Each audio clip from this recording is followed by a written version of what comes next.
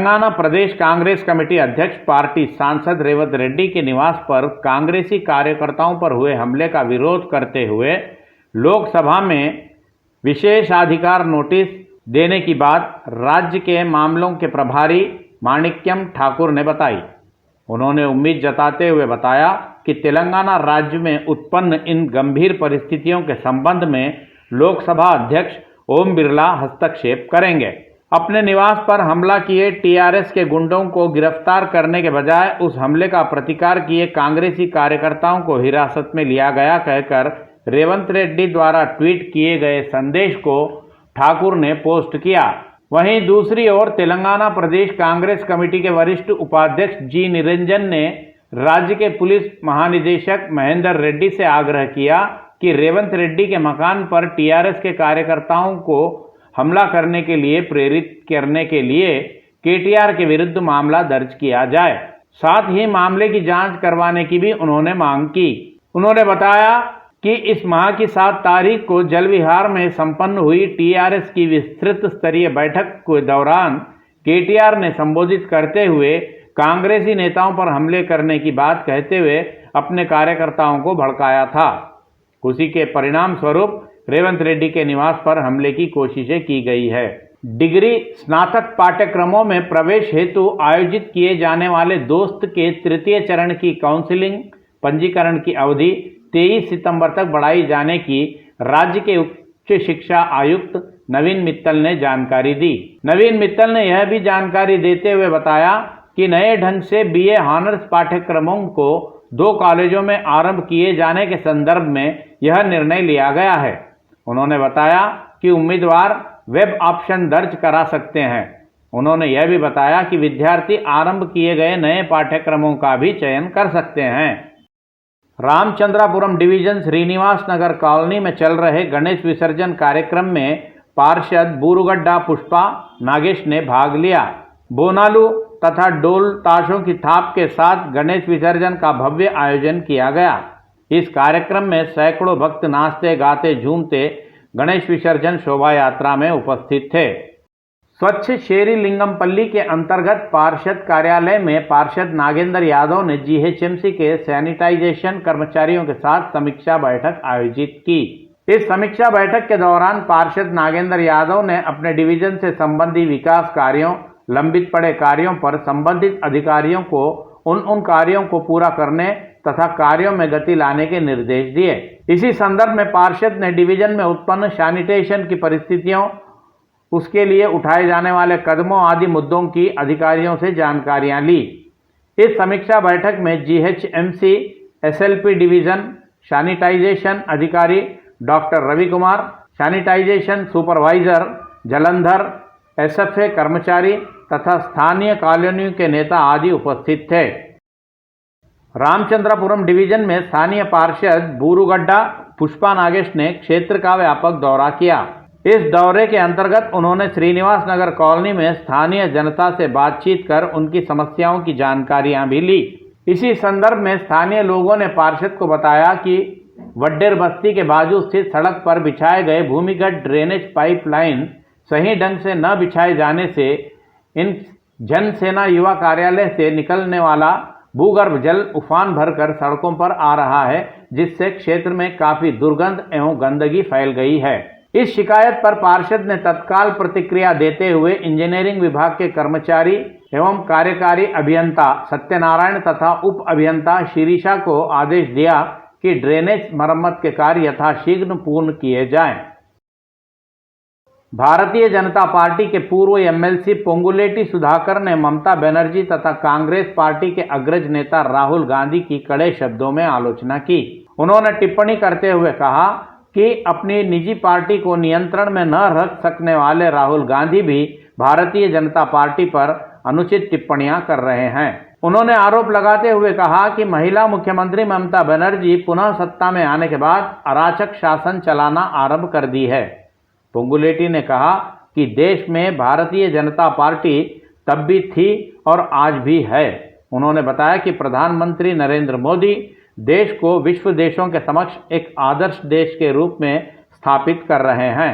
ఎందుకు ఆయన దేశ హితంగా వచ్చినాం పదవుల కొరకు వస్తే ఇప్పుడు 2.5 సంవత్సరాలు అయింది. ప్రాసెస్లో వచ్చేది వస్తూనే ఉంటాయి, బట్ పని చేసుకుంటూ పోతున్నాం.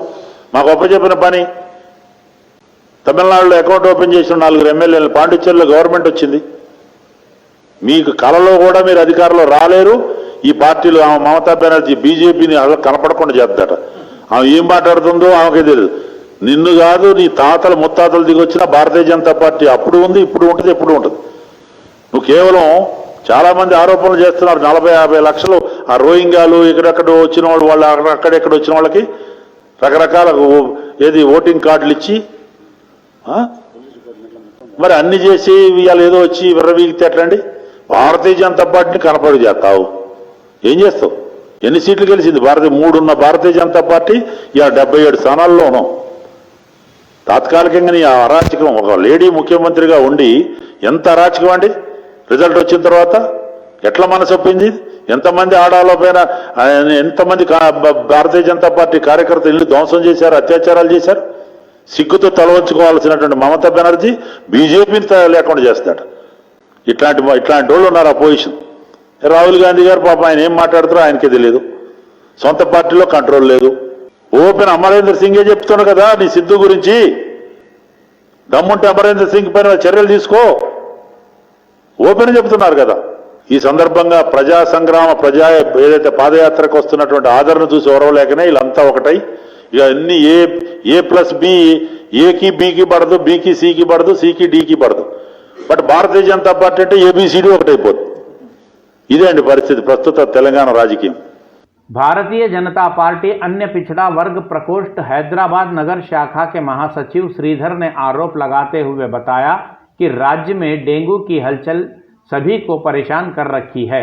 इतने पर भी अधिकारियों में किसी प्रकार की कोई हरकत नहीं है।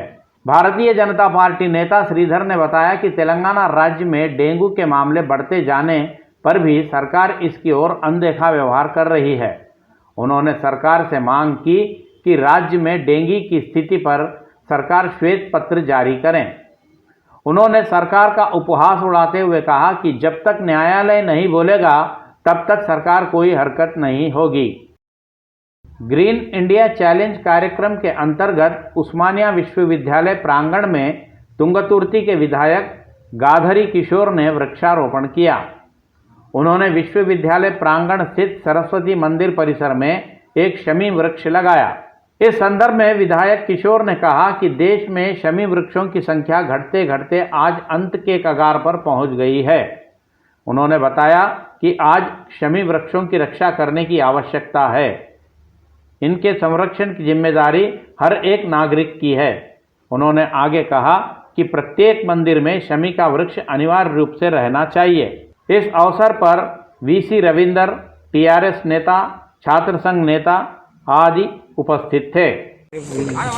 ఇప్పటికే తెలంగాణ రాష్ట్ర ప్రభుత్వం హరితహారం పేరుతోని ప్రపంచంలోనే 3వ అతిపెద్ద మానవ ప్రయత్నంగా పచ్చదనాన్ని పెంచుతూ ప్రపంచంలో ఉన్నటువంటి గ్లోబలైజేషన్ని తీసే విధంగా ప్రయత్నాన్ని కొనసాగిస్తున్నటువంటి సందర్భంగా రాజ్యసభ ఎంపీ జోగినేపల్లి సంతోష్ కుమార్ గారు గ్రీన్ ఇండియా ఛాలెంజ్ని విసిరి వారు పెట్టడంతో పాటు మిగతా 3కి చెట్లు పెట్టాల్సిందిగా విజ్ఞప్తి చేసేటువంటి మంచి బృహత్తర కార్యక్రమాన్ని కొనసాగిస్తున్నటువంటి సందర్భంలో ఇప్పుడు మరొక మారు ఊరికి అదేవిధంగా గుడికి ఒక జమ్మి చెట్టుని పెట్టి తెలంగాణలో ప్రతిష్టాత్మకమైనటువంటి పండుగ దసరా పండుగ రోజు మనం జమ్మి చెట్టు దగ్గరికి పోయి జమ్మి పెట్టుకొని అదేవిధంగా పాలపిట్టాన్ని సందర్శించేటువంటి మన యొక్క సంప్రదాయాన్ని గౌరవించే విధంగా అంతరించిపోతున్నటువంటి జమ్మి చెట్టును కాపాడుకోవడంలో భాగంగా ఆ రోజు జమ్మి అంటేనే మనకు బంగారంతో సమానం, బంగారం చేతిలో పెట్టి కౌగిలించుకొని అమ్మాయిని ఆశీర్వాదం తీసుకునేటువంటి సందర్భం మనకు తెలుసు కాబట్టి వాటిని పరిరక్షించేటువంటి క్రమంలో సంతోష్ గారు ఇచ్చినటువంటి ఒక కార్యక్రమంలో నన్ను భాగస్వామ్యం చేస్తే ఈరోజు ఉస్మానియా యూనివర్సిటీలో ఉన్నటువంటి తెలంగాణ రాష్ట్ర సమితి విద్యార్థి విభాగం ఆధ్వర్యంలో సోదరులు పలబల కృష్ణ కానివ్వండి, పడాల సతీష్ కానివ్వండి, మిగతా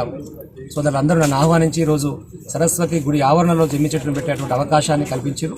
మంచి అర్చకులు అందరూ పూజలు చేస్తూ వారందరూ ఆధ్వర్యంలో ఈరోజు ఒక మంచి కార్యక్రమంలో భాగస్వామ్యం దీన్ని కొనసాగించే విధంగా తెలంగాణ రాష్ట్రంలో ఉన్నటువంటి మిగతా అందరూ కూడా ఊరికో జమ్మి చెట్టు గుడికో జమ్మి చెట్టు కార్యక్రమంలో భాగస్వాములై దీన్ని ముందుకు తీసుకుపోతూ దీని అభివృద్ధి పదంలో సక్సెస్ఫుల్గా సాగిస్తారని చెప్పి ఆశిస్తూ మంచి కార్యక్రమాన్ని ఎవరు ప్రోత్సహించి అందరం భాగస్వాములు కావాలని చెప్పి మిమ్మల్ని అందరినీ కూడా హృదయపూర్వకంగా ధన్యవాదాలు తెలియజేస్తాను. Thank you.